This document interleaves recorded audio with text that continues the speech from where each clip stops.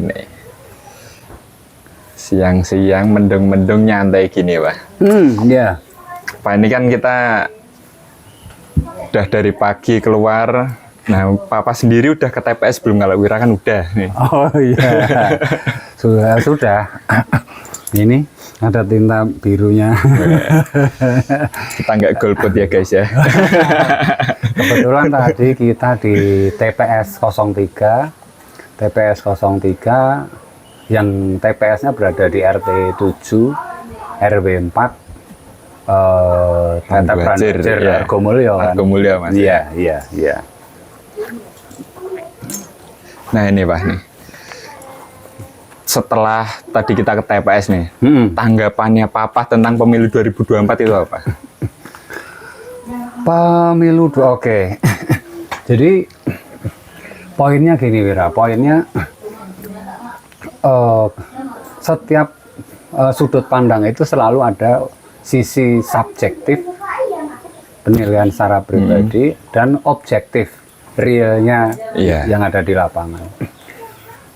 Jadi kalau kita melihat secara objektif yang secara langsung kita saksikan, ya harapannya pemilu ini akan berjalan dengan baik dan tertib. Tadi kan tertata rapi. Iya, tertata rapi. Ya, terus kebetulan petugas KPPS-nya ramah. Ya harapannya seperti itu.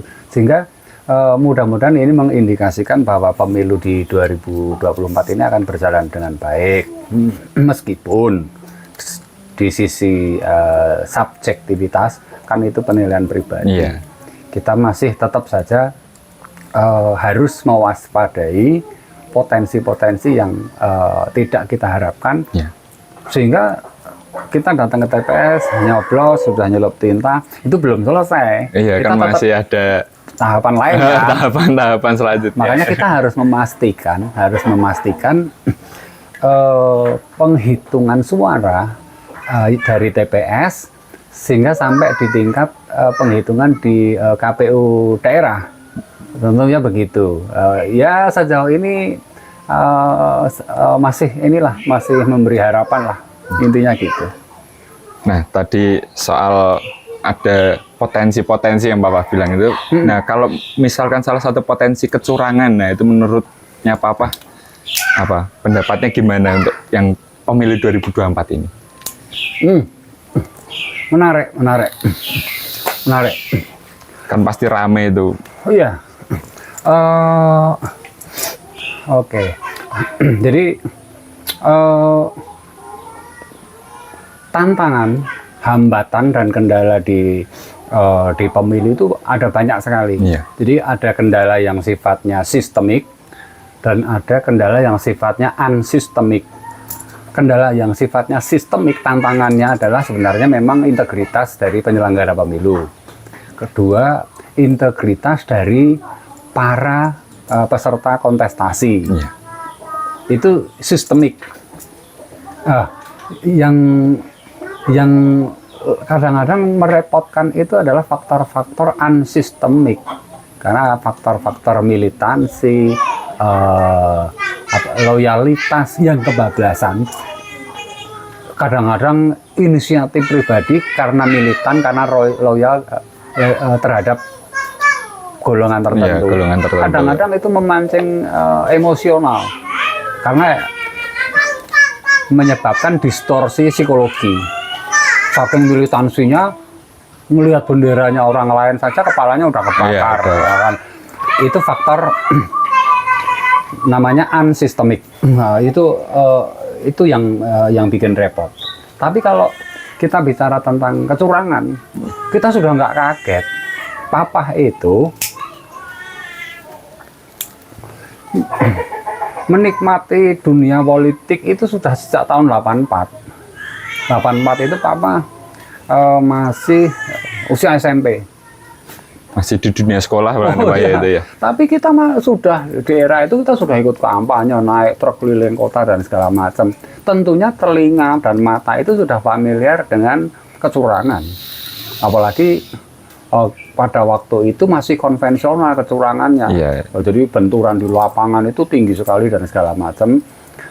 Belum lagi infrastruktur yang digerakkan untuk memenangkan Salah satu salah calon. satu calon itu sudah biasa, itu sudah kita hadapi sejak tahun 84 ketika kita mulai terjun di dunia politik. Papa sudah melewati era tiga partai,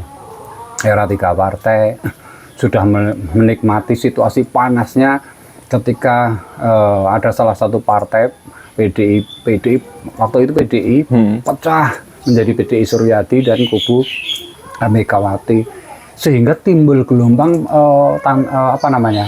perlawanan dari rakyat pada waktu itu. Muncul dari kota Solo, kan Papa asli Solo, muncul ekspresi perlawanan dari rakyat di Solo. Pada waktu itu muncul namanya gerakan Mega Bintang. Pernah dengar kan? Pernah dengar, Pak. Mega Bintang itu simbolnya bintang, cuma warnanya dibagi dua, yang sebagian hijau, yang sebagian merah. Papa di situ semakin menikmati alur dinamika politik, include kecurangan yang ada di situ. Itu kan awal-awal sebelum masuk masa reformasi itu. Dan setelah masuk reformasi, Papa juga terjun di salah satu partai, yaitu di Partai Amanat Nasional pada waktu itu. Awal-awal perjuangan kita di masa reformasi, dan itu juga euforia kebebasan demokrasi masih tinggi, sehingga masih nyaman. Tapi semakin kesini, ritme itu tensinya semakin naik, semakin memanas, karena kekuasaan itu manisnya melebihi gula, sehingga orang yang sudah berkuasa itu rasanya ingin berkuasa lagi.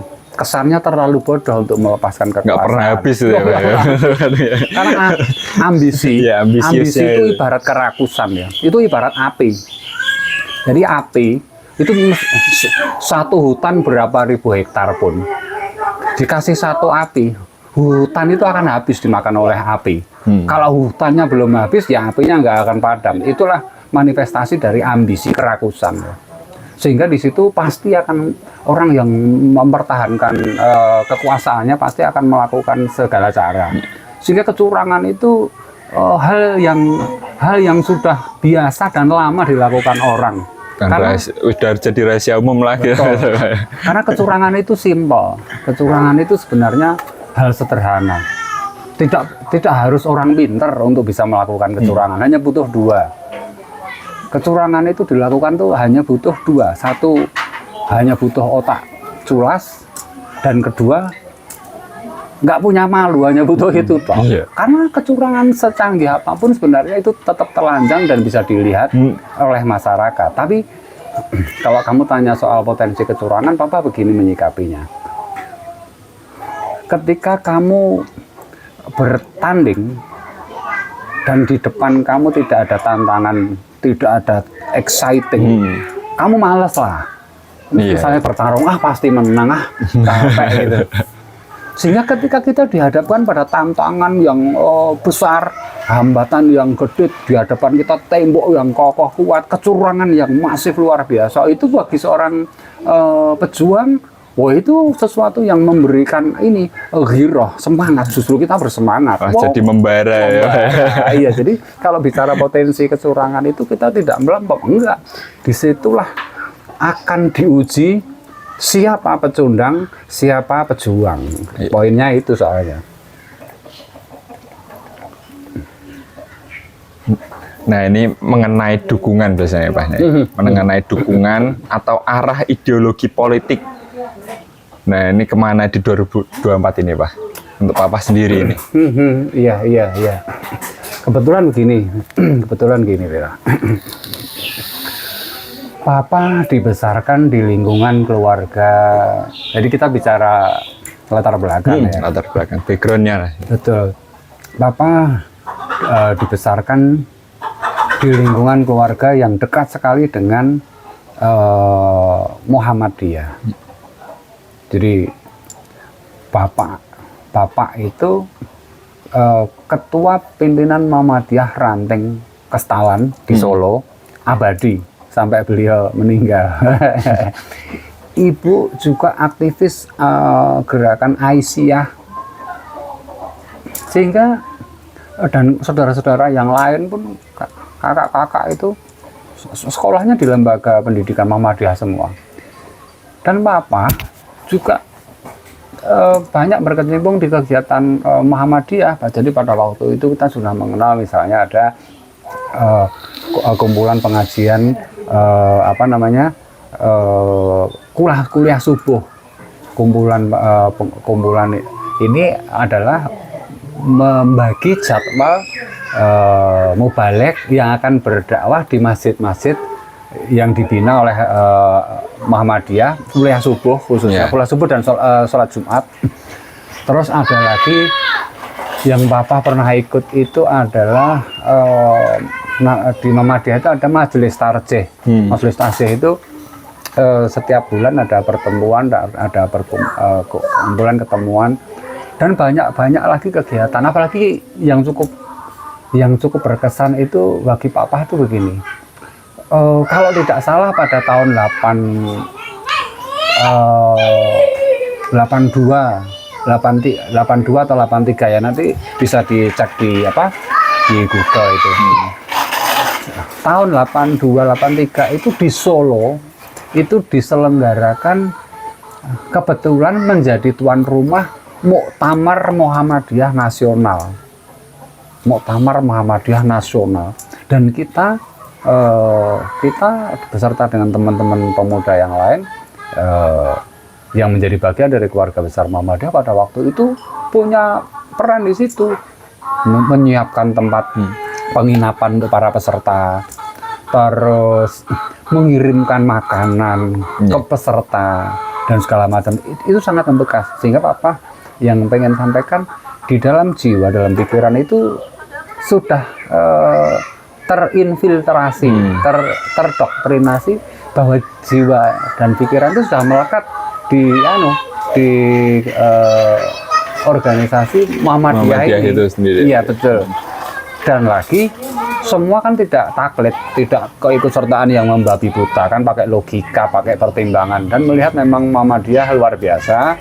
Seperti yang kita tahu, amal usahanya di bidang pendidikan kan, sehingga ketika salah satu tokoh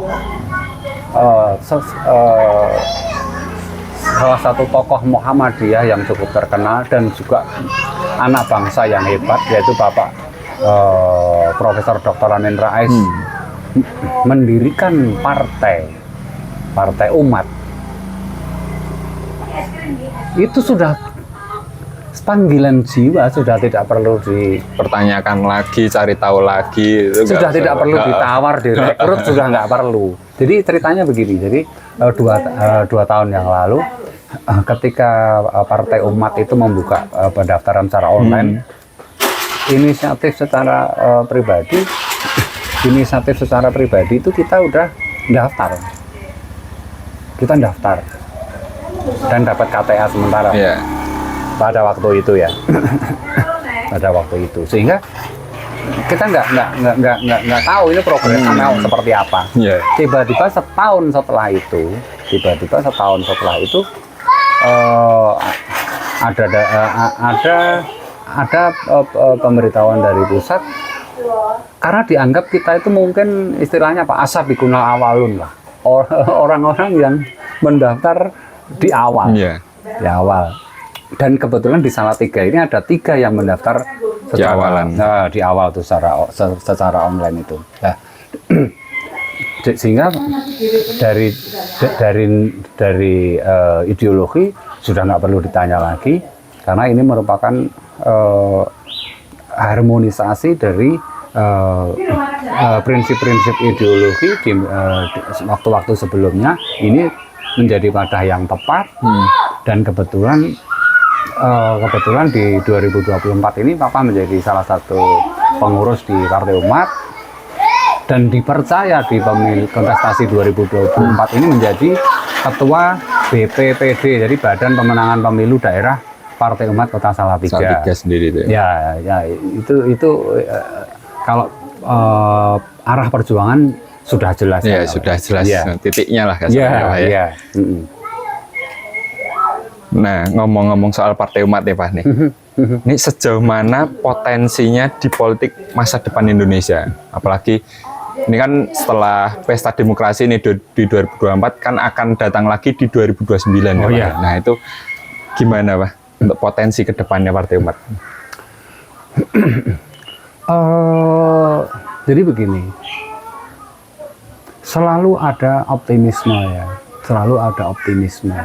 Meskipun kita tidak bermain di ranah politisasi agama, tapi faktanya kan begini.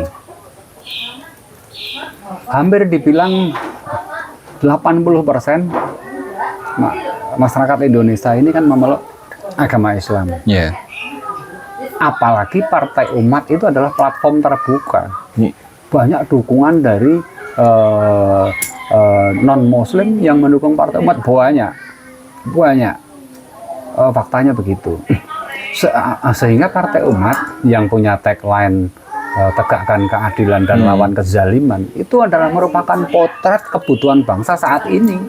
Iya. Wira meskipun tidak mengungkapkan apapun, tapi ketika melihat keadaan bangsa Indonesia saat ini, kan sebenarnya yang parah itu dua hal itu. Jadi penegakan hukum dan keadilan itu sendiri. Ketika berbicara penegakan hukum, tentunya implementasinya yang kita rasakan adalah adanya seolah-olah kezaliman, kesewenang-wenangan kan, dari siapapun. Itulah kezaliman.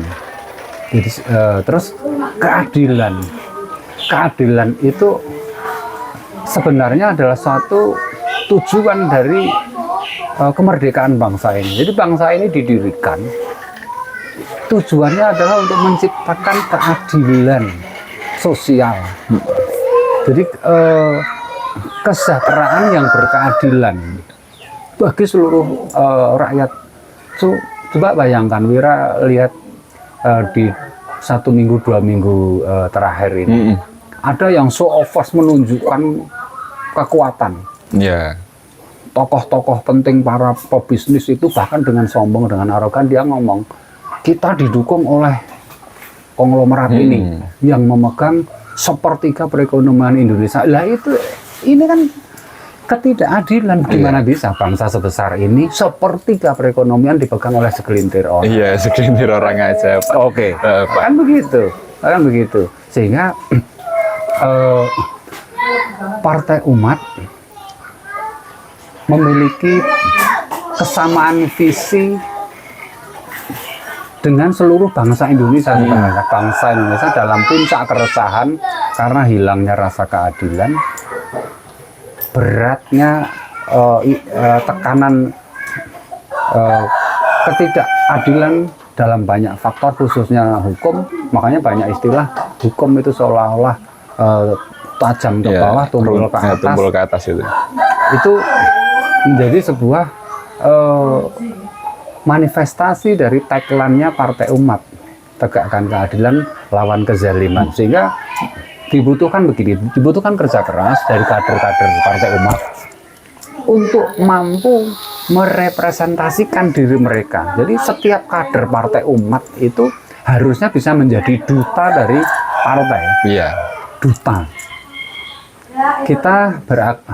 Kita berkiprah di Partai Umat yang tagline-nya tegakkan keadilan dan lawan kezaliman.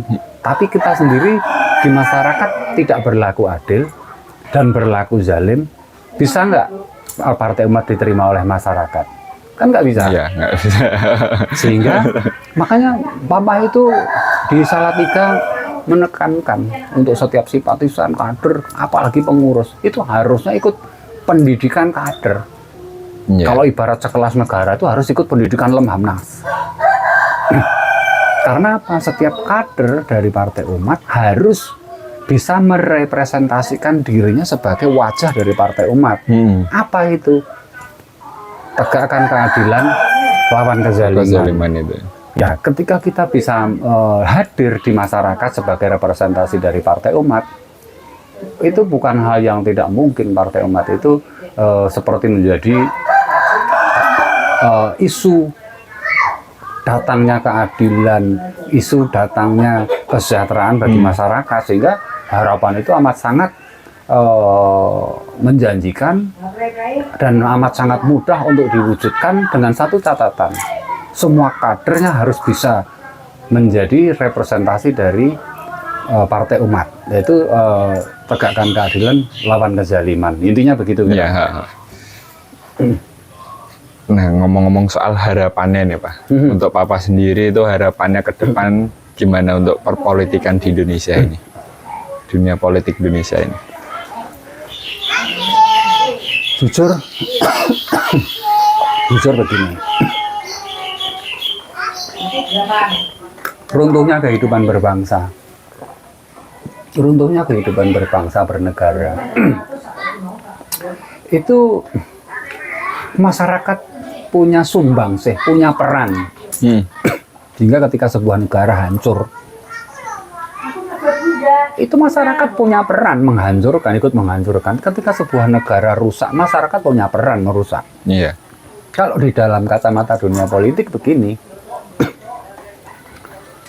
karena wakil-wakil rakyat itu yang memilih kan kita sendiri. Iya, masyarakat itu sendiri Masyarakat yang itu di sendiri. Indonesia itu. Sehingga ketika pemimpinnya busuk, ditanya dong masyarakat, loh yang milih siapa? Yang milih kan kita sendiri. Iya. Ya pada saat pemilu ini kayak gini tadi. Ya, jadi harapan Bapak ke depan kita harus mulai belajar menggunakan rasionalitas. Jadi politik itu adalah berpikir. Jadi kita pakai metodologi ilmiah saja. Jadi ada observasi, ada proses-proses yang harus kita lewati, pengujian dan segala macam, sehingga akhirnya muncul kesimpulan. Kan? Betul.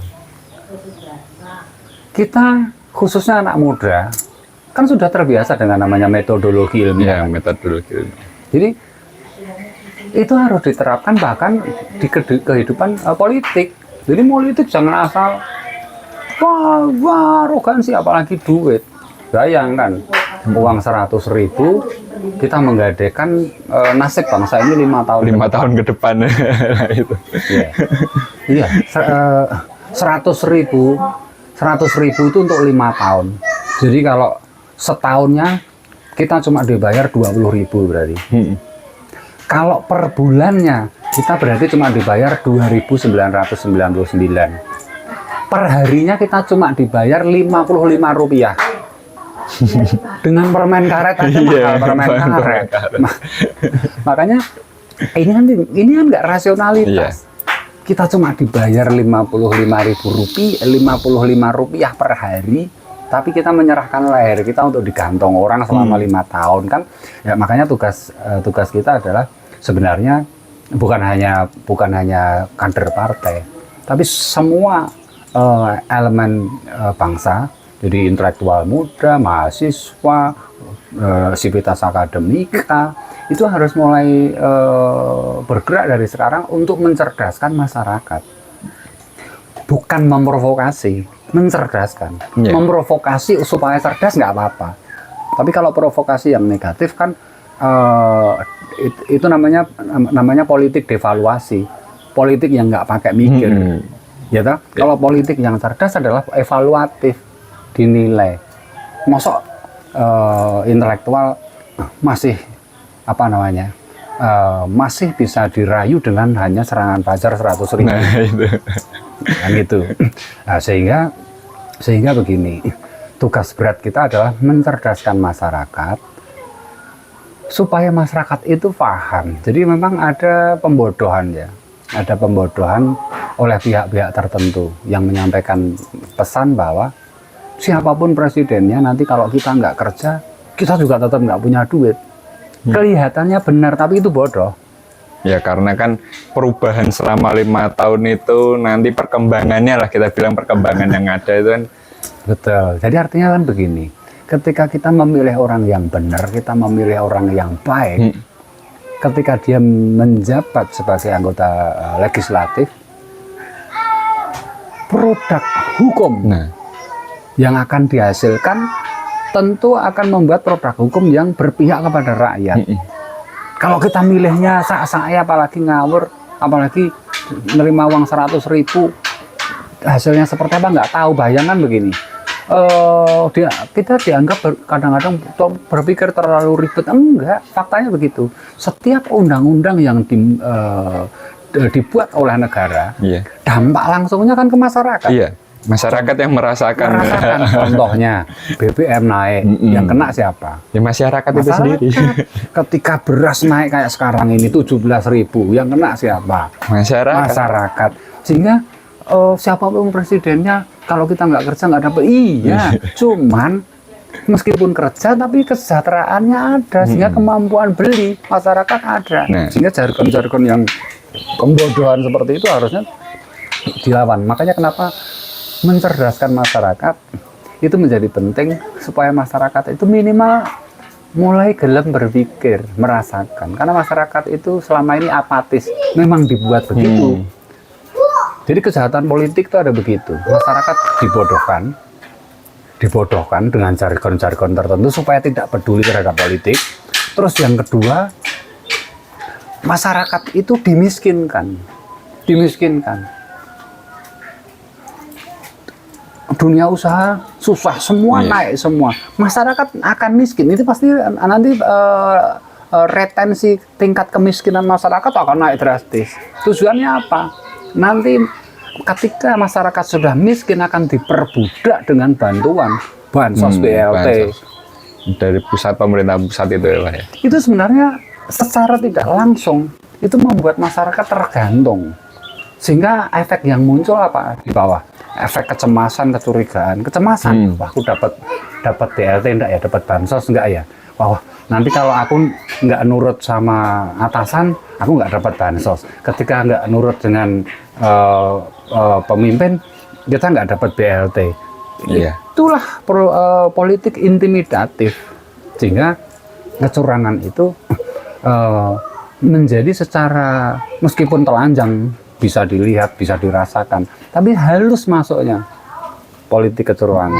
Apalagi belum kecurangan yang sifatnya terstruktur, sistematis, dan masif. Dan sehingga harapannya lewat obrolan-obrolan ringan seperti ini, kita buat forum diskusi informal, nggak perlu resmi ngobrol nongkrong di daerah. Kita berpikir tentang wacana perubahan, bagaimana politik ini bisa dibangun dengan rasionalitas, akal sehat, menghilangkan kedunguan, supaya Indonesia itu ke depan menjadi bangsa yang bermartabat, bangsa yang kembali memiliki harga diri. Tidak hanya dunia. Betul. Makanya dibutuhkan pemimpin yang benar-benar mampu membawa bangsa ini kepada arah perubahan yang signifikan, yang tadinya hanya menjadi peserta dari pergaulan dunia, sekarang supaya kita bisa lebih berperan di dalam percaturan global. Ya harapannya seperti itu, kira. Ya, yang pastinya untuk di 2024 ini pemilihan ini pesta demokrasi ya Pak ya, yang pasti kita doakan lancar, aman dan damai lah Pak ya. Pokoknya biar mulus, siapapun yang jadi yaitu pilihan masyarakat, kembali lagi pilihan masyarakat umum ya gitu. Betul. Ya mudah-mudahan begitu harapannya, kita bisa mendapatkan pemimpin yang siapapun yang peduli terhadap masyarakat, peduli terhadap bangsa ini. Karena kasihan bangsa ini, kita merdeka sudah 78 tahun tapi belum bisa menikmati indahnya kemerdekaan. Jadi mudah-mudahan seperti itu. Ya mudah-mudahan dari forum kecil ini nanti akan meluas ke forum yang lebih besar, sehingga kita bisa menyampaikan pikiran-pikiran rasionalitas kepada masyarakat. Membuka itu deh. Oke, ya akhirnya begitu. Closing statement. Oke. Minum dulu.